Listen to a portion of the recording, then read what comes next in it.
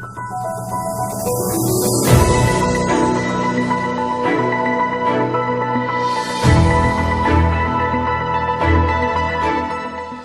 اندونیزیا په پلازمینه جاکارتا کې د بدن مساج د مارانو په واسطه. سلولوریس څه ډول حیوان دی؟ یو ډیر جالب کب.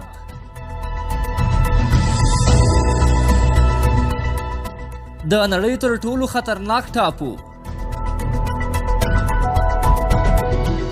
اندونیشیا کې هر کال د قبرونو نه خپل مړي وباسونکې یوه قبیله.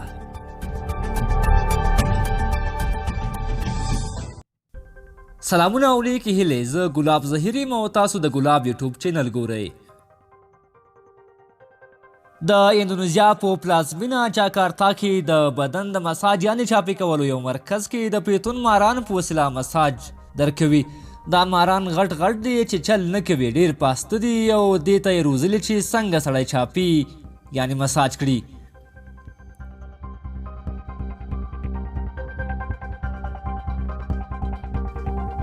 یو ډیر جالب او حیرانونکی کب.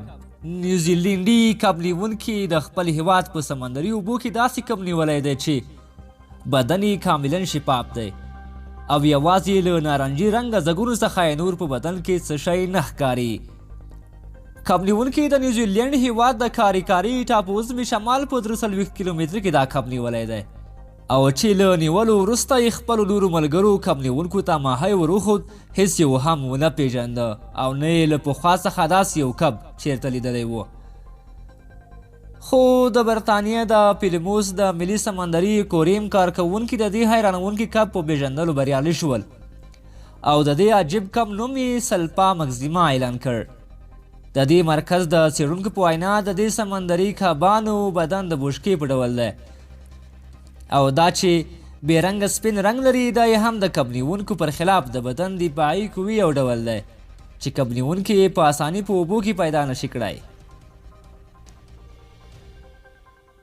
د نړۍ تر ټولو خطرناک ټاپو د ایلا دی کیمیادانیا په نوم په برازیل هیواد کې شتون لري چې په میلیونونو زهرجن او وژونکي ماران لري او د دې ټاپو څخه لیدنه په مطلق ډول منع ده. وروستی دا چې اندونیشیا کې هر کال د قبرونو نه خپل مړي وباسونکې یوه قبیله. نن تاسو ته د یوې داسې قبیلې په اړه معلومات درکوم چې هر کال خپل مړي د قبرونو نه وباسي او د هغوی یاد تازه کوي. ماماسان نوم یې قبیله چې هر کال د دسمبر میاشتې په اوله هفته خپل مړي د قبرونو نه وباسي او خپلو کورونو ته یې راوړي. دا خلک خپل مړي هر کال میمایي کوي او بیا یې ښخوي، نو ځکه د دوی مړي تر ډیره وخته پورې نه خرابیږي. په دې مراسمو کې هغوی خپل مړي خپلو کورونو ته راوړي، غسل ورکوي او نوې جامې وراغوندي. دا مراسم د اندونیشیا په جنوبي ولایت سلاویسي توراجان نومې سیمې کې ترسره کیږي. دوی دا مراسم د جشن په ترڅ کې لمانځي. دې جشن ته دوی خپل اختر وایي. دې مراسمو ته په محلي ژبه کې مایي بین وایي. د توراجان خلک ټول د عیسویت دین پورې تړلي دي. دوی په دې عقیده دي چې د انسان روح د مرګ نه وروسته د خپلې کورنۍ سره اوسیږي، نو د همدې لپاره باید هر کال کې یو ځل مړي د خپل کور زیارت وکړي. د ماینین دا رسم د ډیرې پخوا زمانې څخه دلته رواج دی او د دې مراسمو د پیل اعلان د دوی مذهبي مشرانو لخوا کیږي. د مړو د قبرونو د ایستلو لپاره د نورو سیمو څخه د هغوی خپل خپلوان ټول دلته راغونډیږي. کله چې مړی له تابوت نه وباسي نو ټول خپلوان ورته په یو آواز وایي نوی کال دې مبارک شه. دا خلک په خپلو مړو یو خاص ډول درمل لګوي او وروسته ورته نوې جامې اغوندي. د جامو دننه د سیمې د یوې خاصې ونې پاڼه هم کیښودل کیږي. تابوت هم د یو خاص لرګي څخه جوړ شوی وي او هر کال یې ورته نوی کوي. د مړو د تدفین لپاره هغه پخواني ممایي مساله لرې کوي او نوې پرې لګوي.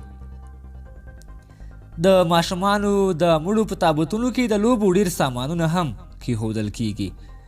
توراجان د نړۍ یوازینۍ هغه سیمه ده چې هر کال ورکې د لسګونو کلونو وړاندې مړي له قبرونو څخه راایستل کیږي او مړي په خپلو پښو درول کیږي او دا جشن لمانځي.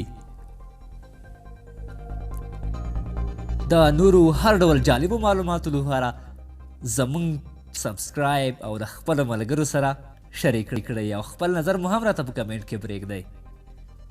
له لیدلو څخه مو مننه.